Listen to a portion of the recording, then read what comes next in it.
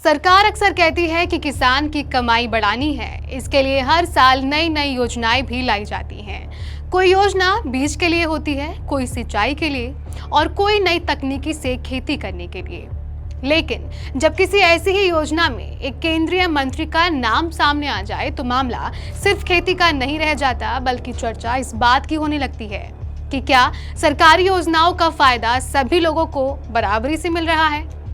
नमस्कार, मैं आपके साथ आरती और आप देख रहे हैं अनुकूल मीडिया।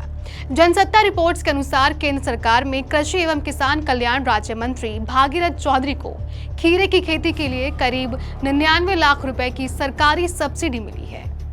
अब यहाँ दो बातें हैं। पहली, अगर कोई योजना बनी है और कोई व्यक्ति उसके नियम पूरे करता है तो उसे उसका लाभ मिल सकता है। लेकिन दूसरी बात यह है कि जब वही व्यक्ति उस मंत्रालय में मंत्री भी हो जिसके तहत ये योजना चल रही है, तो लोगों के मन में सवाल उठना भी स्वाभाविक है और यही वजह है कि ये मामला चर्चा में है। अब इस खबर को सुनकर कई लोगों के मन में सवाल आया होगा कि आखिर ये पूरी कहानी क्या है, मंत्री को इतनी बड़ी रकम क्यों मिली, सरकार ऐसी सब्सिडी क्यों ही देती है, पॉली हाउस क्या होता है और आखिर इस पूरे मामले में विवाद किस बात का है।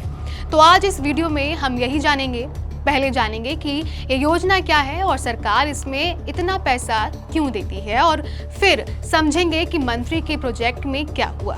इसके बाद देखेंगे कि लोग सवाल क्यों उठा रहे हैं और आखिर में जानेंगे कि क्या अब तक किसी नियम के टूटने की आधिकारिक पुष्टि हुई है या नहीं। सबसे पहले योजना को समझते हैं। साल 2014-15 में केंद्र सरकार ने किसानों के लिए एक योजना शुरू की। नाम है mission for integrated development of horticulture, यानी MIDH। नाम थोड़ा बड़ा है लेकिन इसका मकसद बहुत आसान है। सरकार चाहती है कि किसान सिर्फ गेहूं और धान जैसी पारंपरिक फसलों तक सीमित ना रहे। अगर किसान खीरा, टमाटर, शिमला मिर्च, स्ट्रॉबेरी, फूल और दूसरी ऐसी फसलें उगाए जिनकी बाजार में अच्छी कीमत मिलती है, तो उनकी कमाई बढ़ सकती है। लेकिन ऐसी खेती करना आसान नहीं होता।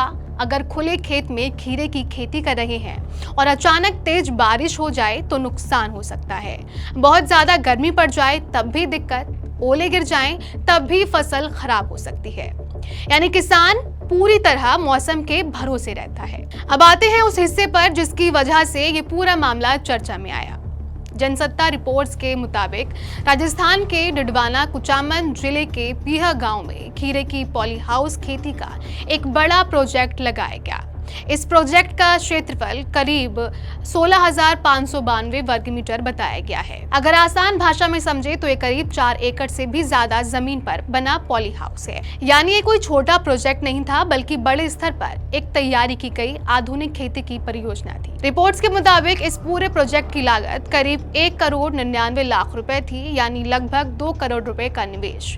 इसमें करीब 50 लाख रुपए अपनी तरफ से लगाए गए, जबकि बाकी करीब 1 करोड़ 49 लाख रुपए का लोन बैंक से लिया गया। बाद में सरकार की तरफ से करीब 99 लाख रुपए की सब्सिडी मंजूर हुई और अब ये रकम सीधे बैंक के उस खाते में भेज दी गई जहां से लोन लिया गया था। यानी सब्सिडी मिलने से बैंक का कर्ज कम हो गया। अब यहां तक सब कुछ योजना के नियमों के मुताबिक माना जा सकता है, क्योंकि इस योजना में सरकार पहले से ही परियोजना की लागत का अधिकतम 50% तक सब्सिडी देने का प्रावधान रखती है।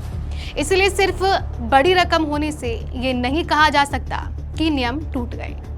लेकिन सवाल फिर भी उठे, आखिर क्यों? जनसत्ता की रिपोर्ट के अनुसार इस प्रोजेक्ट के लिए 15 अप्रैल 2025 को आवेदन किया गया। इसके सिर्फ 14 दिन बाद यानी 29 अप्रैल 2025 को शुरुआती मंजूरी मिल गई। इसके बाद अधिकारियों ने मौके पर जाकर निरीक्षण किया, दस्तावेजों की जांच हुई और तकनीकी रिपोर्ट्स तैयार की गई। फिर 11 मार्च 2026 को अंतिम मंजूरी दी गई और इसके कुछ ही दिन बाद यानी 30 मार्च 2026 को करीब 99 लाख रुपए की सब्सिडी जारी कर दी गई। अब कुछ लोगों का कहना है कि इतनी जल्दी पूरी प्रक्रिया कैसे पूरी हो गई, जबकि दूसरी तरफ ये भी तर्क दिया जा रहा है कि अगर सभी दस्तावेज पूरे हो और जांच समय पर हो जाए तो प्रक्रिया जल्दी पूरी होना अपने आप में गलत नहीं माना जा सकता। लेकिन इस मामले में सबसे बड़ा सवाल तारीखों को लेकर नहीं है, सबसे बड़ा सवाल मंत्री के पद को लेकर है। जिस योजना के तहत ये सब्सिडी दी गई उसे लागू करने का काम राष्ट्रीय बागवानी बोर्ड यानी NHB करता है। ये संस्था कृषि मंत्रालय के अधीन काम करती है। रिपोर्ट्स के मुताबिक कृषि मंत्री इसके अध्यक्ष होते हैं और कृषि राज्य मंत्री भी इसकी व्यवस्था का हिस्सा होते हैं। यहीं से पूरे विवाद की शुरुआत होती है। लोगों का कहना है कि अगर किसी मंत्री को उसी मंत्रालय की योजना से फायदा मिलता है जहां वह खुद जिम्मेदार पद पर बैठे हैं, तो सवाल उठना मामूली बात है। भले ही उन्होंने नियम ना तोड़े हों, लेकिन आम लोगों के मन में ये बात जरूर आती है कि क्या सब कुछ पूरी तरह निष्पक्ष तरीके से हुआ है। बताया जाता है कि इस योजना में सब्सिडी देने का फैसला मंत्री नहीं करते, इसके लिए अलग प्रोजेक्ट अप्रूवल कमेटी होती है। इस कमेटी में खेती के विशेषज्ञ, सरकारी अधिकारी और बैंक के प्रतिनिधि शामिल होते हैं। यही लोग आवेदन की जांच करते हैं, प्रोजेक्ट देखते हैं और उसके बाद मंजूरी देते हैं। यानी कागजों पर पूरी प्रक्रिया मंत्री से अलग बताई जाती है। अब तक ऐसी कोई आधिकारिक जानकारी भी सामने नहीं आई है जिससे ये साबित हो सके कि मंत्री ने अपने पद का इस्तेमाल करके नियम बदले या अधिकारियों पर दबाव बनाया। यहीं से मामला दो हिस्सों में बढ़ जाता है। एक पक्ष कहता है कि अगर नियम पूरे हुए हैं तो किसी भी पात्र व्यक्ति को सब्सिडी मिल सकती है, चाहे वह मंत्री ही क्यों ना हो। दूसरा पक्ष कहता है कि सार्वजनिक जीवन में सिर्फ नियमों का पालन करना ही काफी नहीं होता, लोगों का भरोसा भी उतना ही जरूरी होता है। अगर किसी फैसले से लोगों के मन में सवाल पैदा होते हैं तो नेताओं को ऐसी स्थिति से बचना चाहिए। यानी फिलहाल बहस इस बात की नहीं है कि नियम टूटे या नहीं, बहस इस बात की है कि क्या ऐसा होना सही संदेश देता है।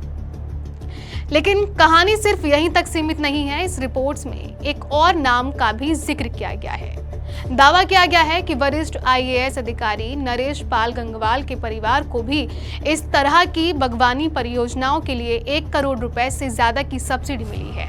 रिपोर्ट्स के मुताबिक उनकी पत्नी, बेटे और मां ने अलग अलग समय पर परियोजनाओं के लिए आवेदन किया और उन्हें नियमों के तहत सब्सिडी मिली।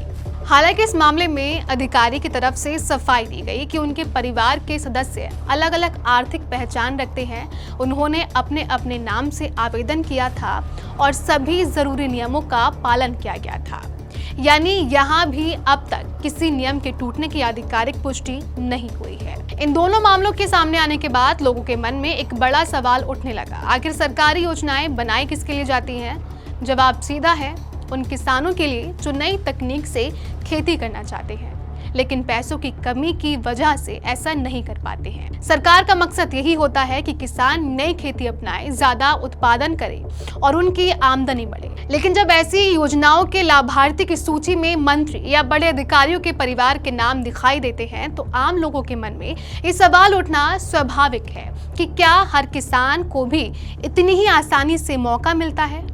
हालांकि दूसरी तरफ ये सवाल है कि अगर कोई व्यक्ति योजना के सभी नियम पूरे करता है, जरूरी दस्तावेज जमा करता है और तय प्रक्रिया से गुजरता है तो सिर्फ इसलिए उसे योजना से बाहर किया जा सकता है क्योंकि वह मंत्री है या किसी बड़े पद पर है।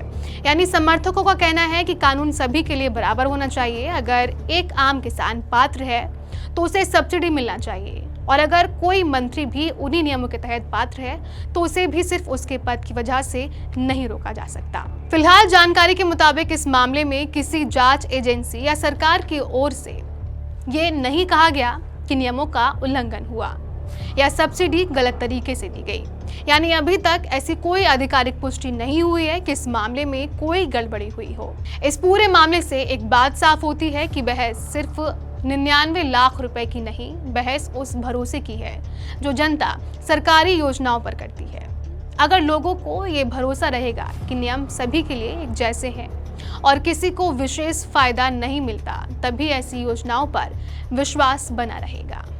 इस पूरे मामले पर आपकी क्या राय है, हमें कमेंट्स में जरूर बताएं और जुड़े रहिए अनकोट मीडिया के साथ।